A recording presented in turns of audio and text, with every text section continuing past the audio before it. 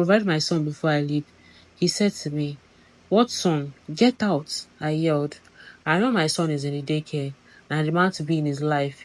If you don't want trouble, just give me the money so I can leave," Toby said.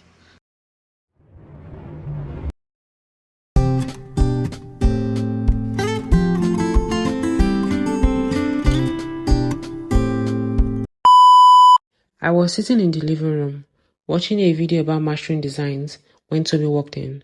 "We need to talk," he said. I looked at him and he looked so serious. I wondered what the whole thing was about. "I'm listening," I said, giving him my full attention. "I'm getting another wife," he said. "Excuse me?" I said and sat up. I wasn't sure I heard properly. "Look, I thought things would be rosy here, but all I keep getting is menial jobs," he said. "The best way for me is to get a citizenship, and that means more job opportunities for me," he said to me. "You are joking, right?" I laughed. "I'm not. I've been talking to an older lady in her 50s, and she's ready to marry me," he said. "What sort of rubbish is this?" I stood up, getting angry. "You didn't even inform me about the idea before now, and you are here telling me this?" "At least I'm informing you. Don't you want me to have a better life here? I'll divorce the woman later. It's just a little sacrifice we have to make," he said to me. "You are wicked, Toby," I said to him. "Call me whatever you want, but my decision stands.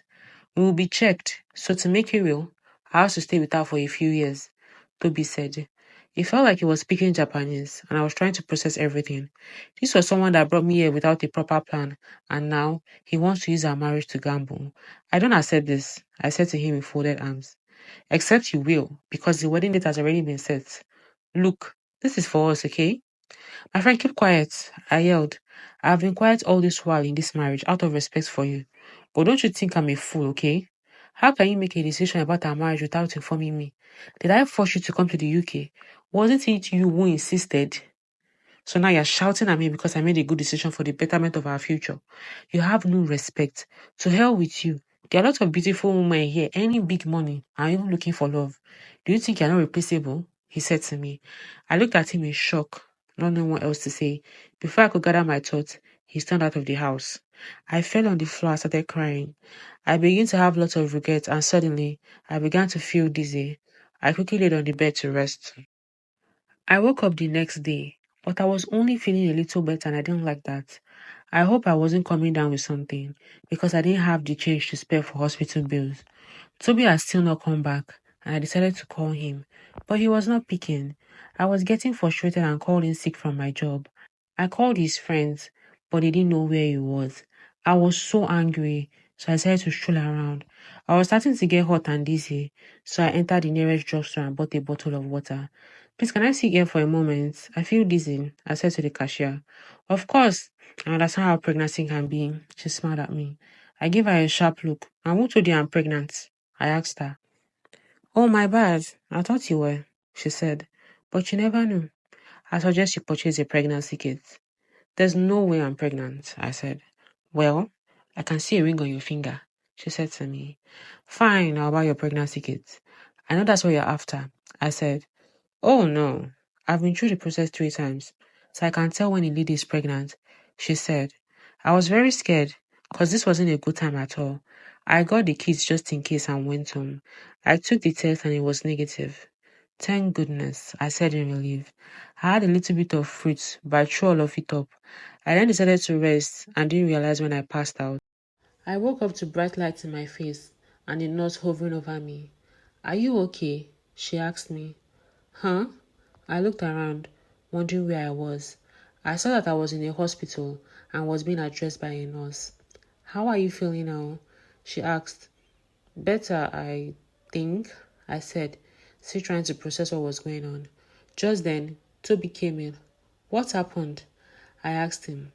"I came home to get some clothes and saw that you had fainted," he explained to me. "Well, congratulations. You are 3 weeks pregnant," the nurse announced to me. My heart began to beat fast. "Are you sure?" "I used the pregnancy kit today and it was negative," I said. "I'm absolutely certain," the nurse said. "The kit is not 100% guaranteed." "How could you get pregnant at this crucial time?" Toby asked me. I'll give you to some privacy," the nurse said and left. "You are joking, right?" I said angrily. I do not have the money to cater for any child right now. So you're on your own, he said to me. You are joking. I'm attending school and working, yet I'm supposed to take care of the child on my own. Are you not the father? I asked angrily. I don't want my fiancé hearing this news. Your plan is to spoil my marriage plans, right?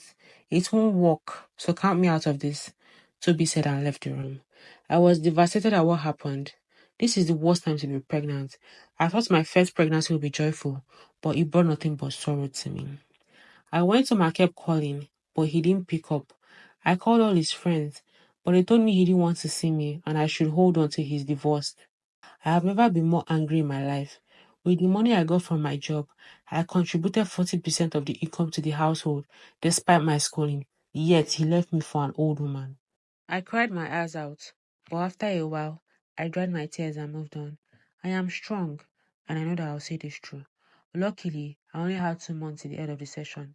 It was almost a year, and I wasn't ready to renew such an expensive rent, so I planned to move in with Vidya. My pregnancy was a source of worry to me, and I decided to get rid of it. I was searching online for the best available option while also working and reading for my exams. It was extremely stressful, and one day, I had a scare. I felt a sharp pain in my tummy, and I was rushed to the hospital. I was told I had a miscarriage due to stress. I never thought I would be happy about a miscarriage, but here I was, feeling so relieved, like a burden had been lifted off of me. Now I can fully focus on my exams. I wrote my final paper and went out with Teho and Vidya to celebrate in a coffee shop. I'm glad all of this is finally over, Teho said. Me too, Vidya said. So Rachel, what plans do you have? Are you finally getting divorced? Oh yes, I sent my lawyer to hand him the papers. I don't know how he was able to marry the old lady without divorcing me. I guess he pulled some strings. I sighed. Poor thing, how do you feel? Vidya asked me. I'm finally learning to move on. I have accepted the fact that Toby isn't coming back to me anymore. I don't even know where he is, and he doesn't pick my calls. He has probably changed his number. So all I have to do is forget him and keep pushing, I said. Well, we are solidly behind you. All we need is to focus on thriving in our field, Teho said. I decided to get an additional job, and even though it was stressful, I was managing quite alright. The new job paid a lot of money, so I just could not pass that up, especially because I needed to save enough to get my own apartment. I also created a page on Instagram and other social media platforms and started showcasing what I could do. I started a clothing brand and I will make them in my spare time. I did some ads and I got my first order a few days after. I was on top of the moon. I was determined to please this customer. I made her dress to perfection and she was also impressed that she referred two of her friends.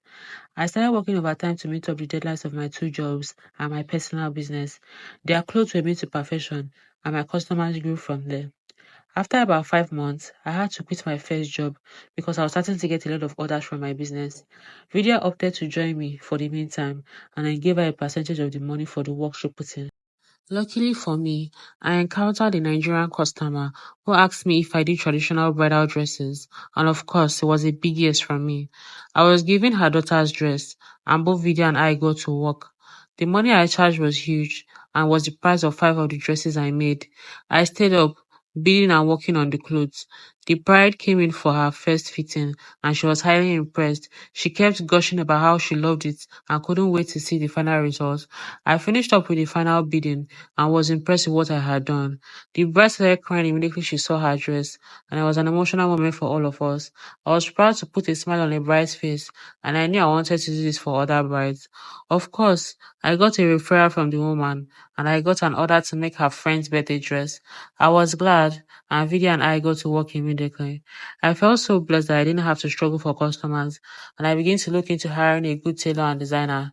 It took a while, but I found Vicky. She had just moved to the country, and her hands were blessed with swift delivery. She could make a beautiful dress in 24 hours, and she was a great addition to the team. We began to take in bridal outfits, especially for Indian and Nigerian traditional dresses. There were a lot of them in the UK, so getting customers wasn't a problem, especially with the quality we had. The clothes we made had the same quality as those sold in luxury stores, but with a lesser price. After a year of starting the business, I was able to get a small store with Vidya as my business partner. I also got more designers and put another staff to help me with other logistics. I was proud of how my business quickly boomed, and I had long quit my job. I was now fully focused on my own brand. Once in a while, it hit me that Toby was actually gone, but I knew I had to be strong. Going to fashion school gave me a lot of knowledge, coupled with the experience and talent that I had. No wonder my business grew so fast. It was Teho's birthday, and he invited us for dinner in a restaurant. He had his own brand, which dealt with customized meal suits, and he was doing well. I was always focused on work, so it was a good time for me to relax and unwind. On the third date, Vidya and I went to the restaurant looking our best, and we sat down to celebrate Teho. I saw a number of his handsome friends of all races. I found out that some of them were clients turned friends. It was a cheerful night, and I enjoyed myself very much. However, one of his friends caught my eye. His name is Aaron, and he's Italian Japanese. His unique look caught my eye, and he seemed very fascinating and composed. We got talking, and he seemed very respectful and open minded. I had healed from Toby, but I was still scared. Well, he was brought up in the UK, which meant he was a citizen. That was a relief from my end because now I was scared of people that were no UK citizens. Who knew if they would leave me again and find someone who is a citizen? Aaron and I had a beautiful friendship. I found out he has a popular game app and he owned a luxury restaurant. He was doing quite well for himself, and that was impressive. We became closer after 2 months, and then we started dating. It was peaceful, and I understood what it felt like to feel good about somebody. Aaron wasn't egoistic like Toby. He was gentle and attentive. He gave gifts as well. He remembered random things. I remember randomly mentioning that I love sour candy, and he always makes sure he has it in his house when I visit. I remember when I was also complaining about a laundry service that I use, and he bought a lot of beddings for me and sent his assistant to constantly pick up my laundry and take it to a laundry service far away.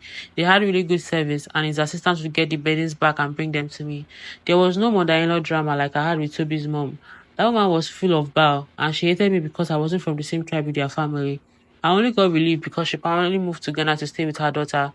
Aaron's mom was like an angel. She understood boundaries and wasn't in our faces trying to control Aaron like a little toy. She was respectful and funny too, and I felt safe with her.